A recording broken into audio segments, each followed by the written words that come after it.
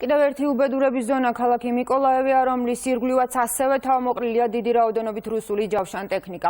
11 მარტის ღამე იყო ერთადერთი 16-დღიანი ომის შემდეგ, როდესაც ქალაქს შედარებით მშვიდად ეძინა. ქალაქის მერი ვიტალი კიმი, რომელსაც უკვე კარგად იცნობს ქართველი მაყურებელის, დღეს აცხადებდა, რომ უკრაინელებმა წინ წაიწიეს და რუსული საჯარისო ნაწილები ალყაშიც კი ყავთ მოქცეული. წუხელ მიკოლაევში ბიჭიც გაჩნდა. შეიცვალა თუ არა დღის ბოლოს ვითარება ქალაქში და ზოგადად რა ხდება სამხრეთ უკრაინაში. დავით კაკულიას ვრთავთ მიკოლაევიდან პირდაპირ ეთერში დათო.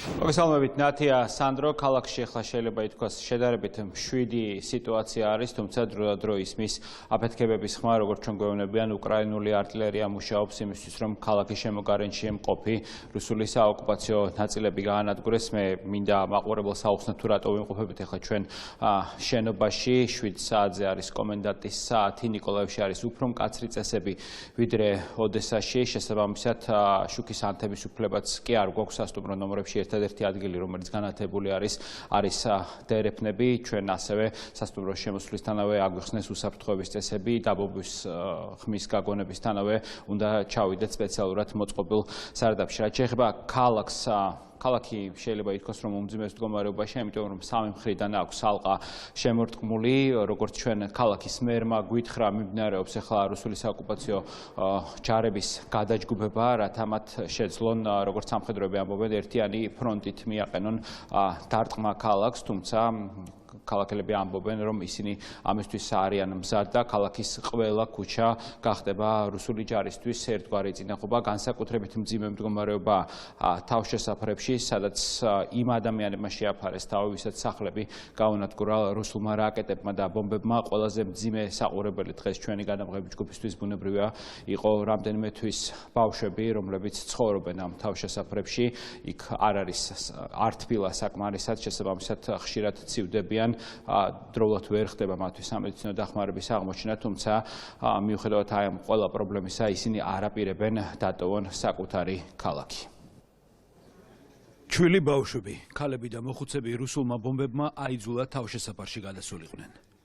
ცივად შესაბამისი პირობები არ აქვთ, მაგრამ სიკვდილს დროებით აქ ცხოვრება არჩიეს. ჩვენ ახლა ქალაქ ნიკოლაევის ერთ-ერთ თავშესაფარში ვართ, აქ ძირითადად მოთავსებულები არიან ის ადამიანები, ვისაც რუსულმა რაკეტებმა და ბომბებმა სახლები დაუნგრია. ჩვენ ვეცდებით ახლა ერთ-ერთ მათგანს გავესაუბროთ. 14 დღეა, რაც ბავშვებთან ერთად ამ თავშესაფარში ვართ. საშინელება ხდება, ბომბები ცვივა, ისმის აფეთქებების ხმა, ილეწება ფანჯრები, ძალიან გვეშინია. კიდევ კარგი ეს თავშესაფარი მაინც არსებობს. ძალიან ცივა, აქ ყველა სახველებს, ზოგს სიცხე აქვს. ბავშვებს უკვე რუსული რაკეტების ნაკლებად ეშინიათ. აგრესორთან ომმა ისინი თავშესაფარში ცხოვრებასაც მიაჩვია. თუმცა თამაში გადაავიწყა. 14 დღეა აქ ვარ, არ მეშინია. მეორე დღეა, რაც თავშესაფარში ჩამოვედით, როცა სახლში ვიყავით, დაბომბვის გვეშინოდა. აქ კი აღარ გვაქვს შიშის გრძნობა. მოქალაქეებთან ხშირად ჩადის თავშესაფარში ნიკოლაევის მერი, რომელიც მათ გამხნევებას ცდილობს. ალექსანდრ სენკევიჩი კურიერთან ამბობს, რომ ქალაქი მორიგი დარტყმის მისაღებად ემზადება. დღეს პირველი დღეა, როცა ქალაქი არ დაბომბილა. ჩვენ ხვდებით ეს რატომაც ხდება. რუსი სამხედროები გადაჯგუფებას ახდენენ და ელოდებიან მხარდაჭერას ყირიმიდან. საწვავს და საკვებსაც ელოდებიან. გადაჯგუფების შემდეგ ისევ შემოგვიტევენ. ქალაქის შემოგარენში, განსაკუთრებით კი სამხედრო აეროდრომთან გადაადგილება ძალიან სახიფათო გახდა. რუსეთის საოკუპაციო ძალებისთვის ნიკოლაევი სტრატეგიული სამიზნეა.